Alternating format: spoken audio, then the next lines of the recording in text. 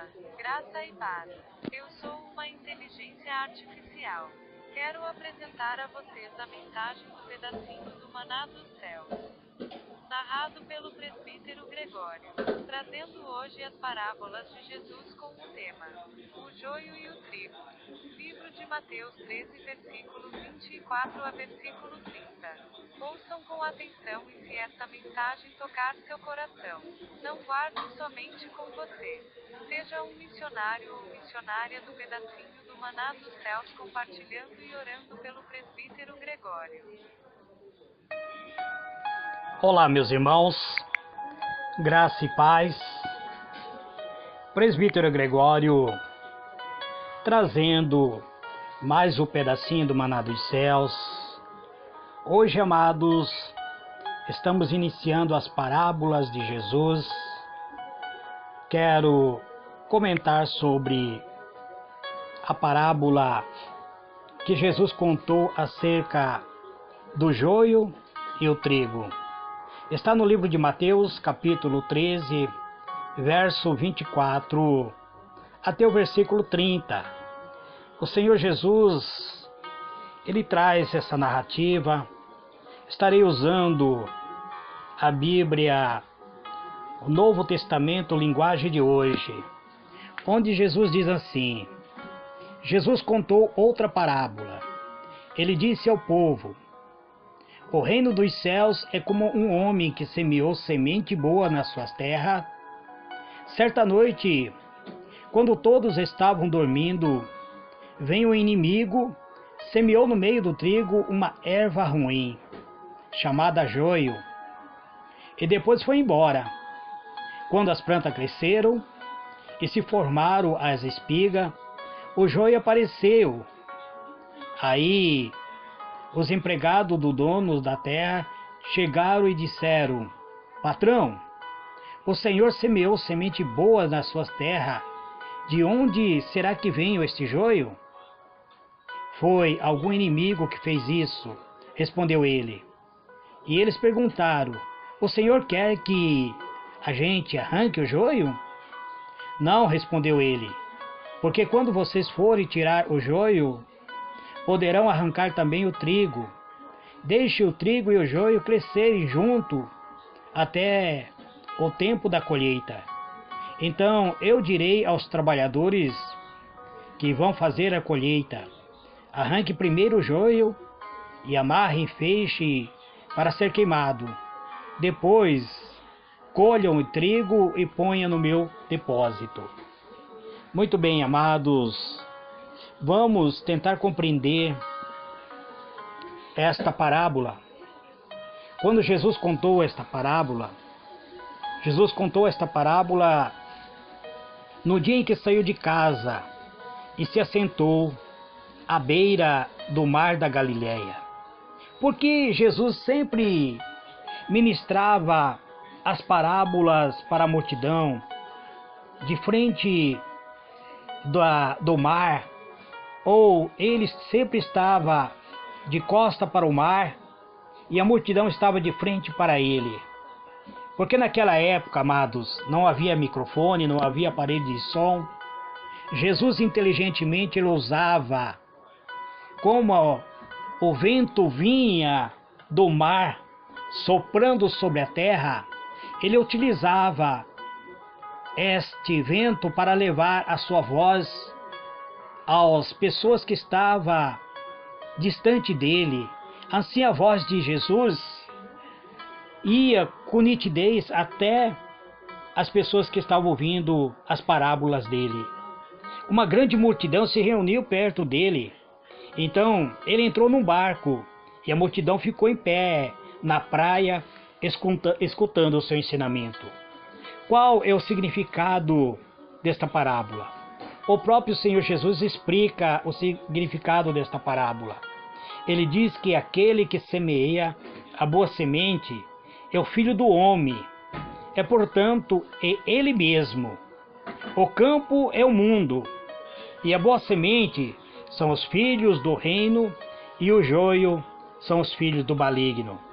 O inimigo que semeou o joio é o diabo, e a ceifa a consumação dos séculos, e os ceifeiros são os anjos. O grande significado desta parábola ensina sobre a realidade da existência do mal entre o bem, mas aponta para o fato de que no final o Filho do Homem cuidará, através dos seus anjos, de separar os bons dos maus, isto é, os remidos dos ímpios, os filhos do reino dos filhos do maligno. Os bons estarão no bem, estarão na bem-aventurança, quer dizer, entrarão na bem-aventurança eterna ao lado de Deus, enquanto os maus serão lançados no lugar onde haverá choro e ranger de dente. Isto é o próprio inferno. É importante saber que, apesar de Jesus ter contado esta parábola a uma grande multidão, sua explicação foi dada apenas aos discípulos. Por que ele deu apenas aos discípulos? Eu já vos disse, amado, que as parábolas de Jesus é como portas que está sendo aberta, portas para as pessoas que são chamados para ser discípulo de Jesus, para serem aqueles que irão aceitar a salvação. Quem aceita a salvação irá compreender as parábolas. Quem não aceita a salvação estarão com seus ouvidos lacrados, ouvirão, mas não entenderão, verão, mas não irão compreender. Vamos tentar entender a aplicação desta mensagem. Satanás, amado, se empenha em falsificar a mensagem do Evangelho, de modo que seus representantes se misturam no meio do verdadeiro povo de Deus. É por isso, amado, que nós temos visto muita heresia, muitas mensagens profanas, profanando o nome de Deus, porque existem muitos mensageiros de Satanás se misturando com os verdadeiros mensageiros de Cristo. São parecidos, têm a aparência de serem ovelha de Cristo, mas são lobos vorazes a serviço de Satanás. Por isso nós temos visto muitas coisas acontecerem dentro do seio da igreja. Mas aquele que professa o falso evangelho e serve como agente de Satanás, ele se parece com trigo, se parece com ovelha de Cristo, mas na realidade são ervas daninhas. Por mais que o joio cresça no meio do trigo, essa aparente união não será definitiva. Por mais que um falso cristão permaneça no seio da igreja, também esse falso cristão não irá permanecer definitivamente. Por ocasião do juízo, os filhos de Deus e os filhos do diabo serão permanentemente separados. Haverá uma separação, porque haverá o momento do juízo de Deus sendo efetuado. O que é juízo final e qual é o seu significado na Bíblia? Amados, o juízo final é o evento em que Deus irá julgar os homens e os seres espirituais. O juízo final marca a transição entre a consumação do presente era e o início do estado eterno,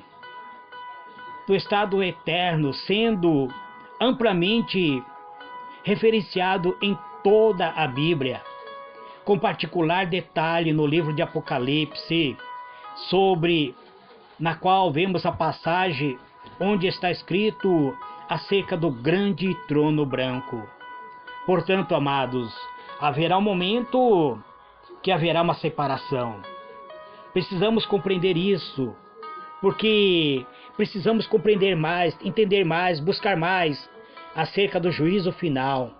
Segundo a Bíblia, consideramos algum ponto fundamental sobre este evento que todos cristãos verdadeiros devem conhecer. O juízo final, as diferentes correntes que a escatologia mostra. Sabemos que a escatologia não é um tema fácil e há muita discussão entre os cristãos dessa área. Das diferentes opiniões acerca do assunto, surge então falsas doutrinas quando as pessoas não compreendem. Quanto ao juízo final, cada uma delas o intérprete de maneira diferente, de acordo com o entendimento que possui acerca dos eventos finais dos escritos da Bíblia. Mas nós, amados, precisamos interpretar a Bíblia mediante a Bíblia. A própria Bíblia Sagrada, ela interpreta a Bíblia Sagrada. Portanto, amados, eu estou iniciando hoje esse estudo sobre as parábolas de Jesus. Espero que vocês compreendam que eu tenho certa limitação, amados. Eu não sou um experto, mas eu procuro analisar e estudar a palavra de Deus para vos trazer de uma maneira geral aquilo que concorda com a palavra de Deus. Então analise, alimente a sua alma com a palavra de Deus, pois a palavra de Deus é o firme fundamento. A palavra de Deus é o único instrumento que podemos usar para compreender a própria palavra de Deus. A palavra de Deus interpreta a própria palavra de Deus. Deus, Ele se manifesta mediante a sua palavra. Muitas pessoas procuram interpretar as parábolas da sua própria maneira, mas vamos procurar, amados, interpretar mediante a luz da própria palavra de Deus. Este é mais um pedacinho do Maná dos Céus que eu trago nesse dia de hoje. Amanhã eu estarei falando sobre o segundo tópico das parábolas de Jesus. Fique na paz do Senhor Jesus. Amém e amém.